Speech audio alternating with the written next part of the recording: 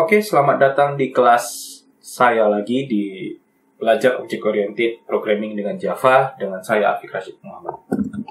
Nah, sebelum kita lanjut, saya ingin memperkenalkan diri saya ke kamu supaya kita lebih kenal ya, supaya nanti lebih jauh dan enak.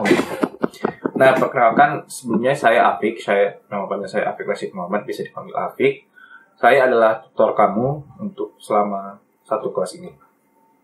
Saya adalah lulusan dari Ilmu Komputer Universitas Indonesia dengan predikat waktu lulus mendapatkan kumul.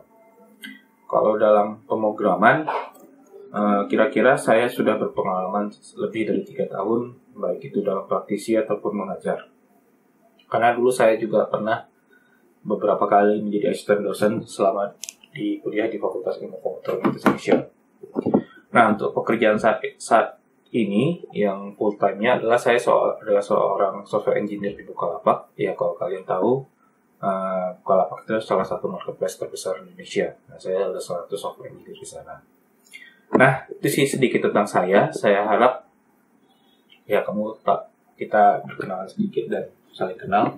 Kalau kamu mau bertanya atau memberikan saran atau apapun, sebenarnya kamu bisa berhubung dengan saya melalui email, bisa di afikrashid@gmail.com atau di Instagram saya. Ini bisa kalian follow di @afikrashid atau di LinkedIn, mau lihat portofolio saya mungkin di LinkedIn. Nah, ini juga saya lampirkan di bawah kalau kalian ingin cepat ngekliknya, soalnya kan harus di copy gitu.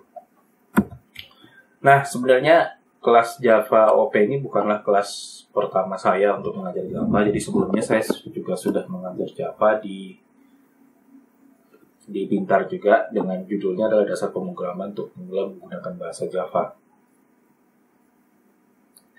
Jadi kalau kamu mengambil kelas ini dan belum mengambil kelas Java dasar, saya sarankan sih ngambil ini. Ini saya lampirkan di bawah juga sih di deskripsi.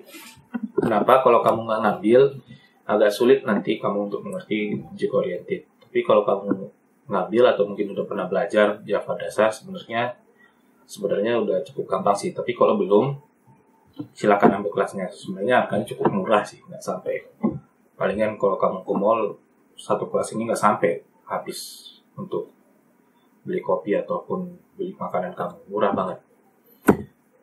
Nah, itu tadi perkenalan saya dan siapa saya dan lainnya. Selanjutnya kita akan bahas sedikit dulu tentang Object Oriented Programming. Nah, sebenarnya apa sih Object Oriented Programming? Nah, Object Oriented Programming itu sebenarnya suatu paradigma pemrograman yang berorientasikan objek.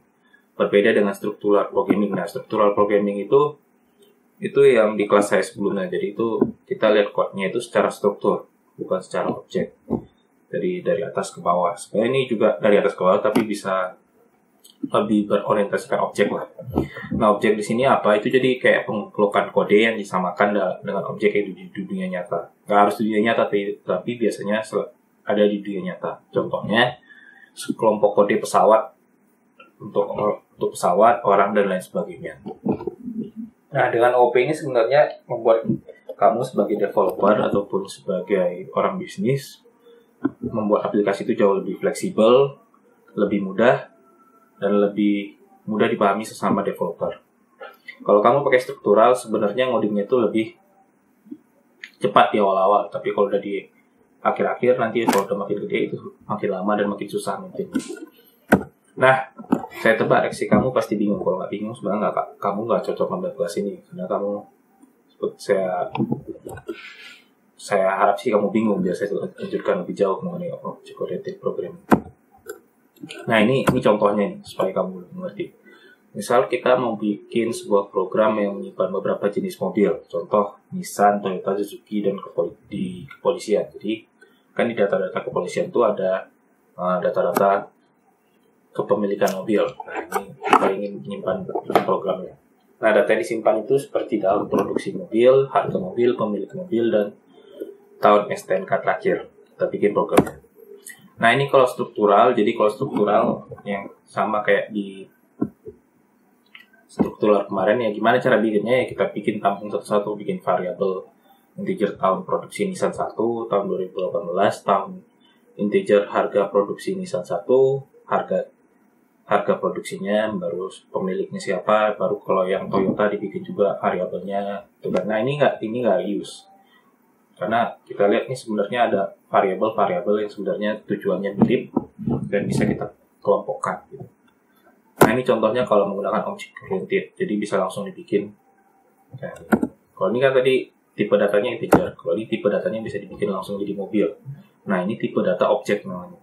Nah tipe data mobil itu isinya bisa tahun produksi, bisa harga dari mobilnya, nama pemiliknya, dan tahun STNK-nya. Nah ini contohnya sih. Ini detailnya apa dan cara bikinnya nanti saya jelaskan lebih jauh. Cuman saya mau lihatkan aja contoh kalau kita mau modin pakai struktural dengan object oriented itu beda jauh. Bisa jauh lebih sedikit, bisa lebih reuse dan lain sebagainya. Jadi nggak usah harus, ini kan kalau kayak gini nggak harus bikin variabel 4 setiap mau bikin mobil baru, tinggal bikin mobil aja. Cara bikinnya gimana? Tunggu nanti saya jelaskan di topik selanjutnya. Nah ini gambar contoh duanya. Jadi kalau mau bikin objek ini saya ambil dari petani.com. Jadi kalau mau bikin objek itu sebenarnya sekumpulan dari hal-hal yang mirip. Ini misalnya objeknya adalah orang. Nah orang itu ada integer variabel umur, ada integer variabel nama, dan ada beberapa fungsi. Nah ini fungsi akan saya jelaskan juga nanti di kelas ini. Nanti tunggu aja. Pokoknya objek itu gambarnya seperti kelompokan yang kode-kodenya mirip dan bisa dipakai lebih banyak lah. Nggak harus sekali pakai doang. Nah, apa sih keuntungan menggunakan OP? Jadi kodenya itu lebih reuse ya. Tadi kan ini udah kelihatan. Langsung dipakai, nggak harus bikin banyak variabel. Kodenya lebih mudah di-maintain. Ya, kenapa? Karena lebih mudah dibaca. Karena kayak gini kamu nggak harus mikir lagi. Sebenarnya kalau mobil itu, satu mobil itu punya berapa variabel dan lain sebagainya. Kalau ini langsung mudah di-maintain. Nah, ini terkadang kodenya jauh lebih singkat. Ya, ini terkadang karena lebih kita mau bikin ini kayak gini lebih singkat. Kalau lebih banyak terkadang, tapi ada kalanya juga struktural itu kodenya jauh lebih singkat. Nah lebih mudah dibaca, ya lebih mudah dipelajari juga kalau misalnya sudah jago menggunakan OP daripada baca struktural yang harus dari atas ke bawah baru meningkatkan produktivitas karena lebih mudah dibaca dan lebih kodenya jauh lebih singkat. Nah kerugiannya itu apa? Nah kita harus di awal-awal tuh coding itu akan terasa lebih lama ya. Itu memang kerugiannya. Jadi harus mikirkan objeknya itu apa yang harus dikumpulkan dan lain sebagainya. Itu ngodingnya jauh lebih terasa lebih lama. Jadi kita harus banyak investasi di awal daripada dia untuk di akhirnya lebih mudah. Nah untuk skala kecil dan misalnya untuk program yang tidak di-maintain itu lama, sebenarnya OP itu nggak cocok digunakan.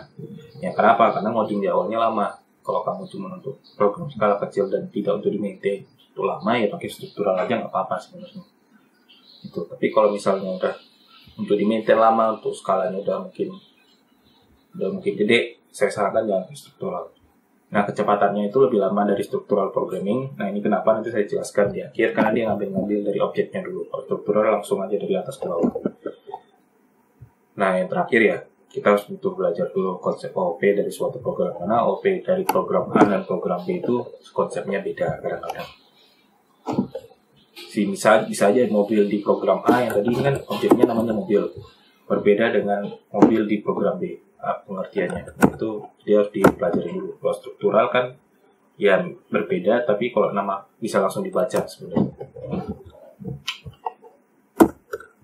Nah itu sih sekilas tentang OP dan perkenalan dari saya. Sebenarnya apa sih yang nanti akan kita pelajari? Selanjutnya kita akan pelajari apa saja sih di kelas ini. Yang pertama tadi perkenalan, yang kedua nanti ada persiapan instalasi. Sedikit lagi saya bantu kamu. Kalau misalkan kamu karena mengambil kelas ini pertama, jadi harus ada yang beberapa harus diinstalasi. Yang ketiga, ini ada 3 dan keempat, nanti ada bonus. Saya akan menjelaskan ada tipe data baru selain integer, string, dan char dan boolean yang saya jelaskan di kelas sebelumnya. Ada tipe data baru namanya array. Nah ini bonus. Jadi kita ada latihan sedikit dan ada bonusnya juga. Nanti saya akan jelaskan mengenai user input. Nah ini kan biasanya kalau di kelas sebelumnya kita tuh ngoding nggak bisa dari usernya inputkan. Kalau dari nanti akan saya jelaskan gimana caranya biar user itu bisa input. Yang kelima yang tadi saya akan kenalkan metode. Yang keenam saya akan lebih jauh akan menjelaskan apa itu kelas dan objek. Dan yang terakhir ya sampai jumpa. Nah itu sih mengenai simple mengenai object oriented dan kurikulum kelas ini. Saya harap kamu mengerti. Tapi jika ada pertanyaan atau saran dan komentar bisa kamu tanyakan di kolom komentar grup Facebook ataupun di akun saya tadi, bisa di IG, email, ataupun di LinkedIn. Sekian, terima kasih. Sampai jumpa di topik berikutnya.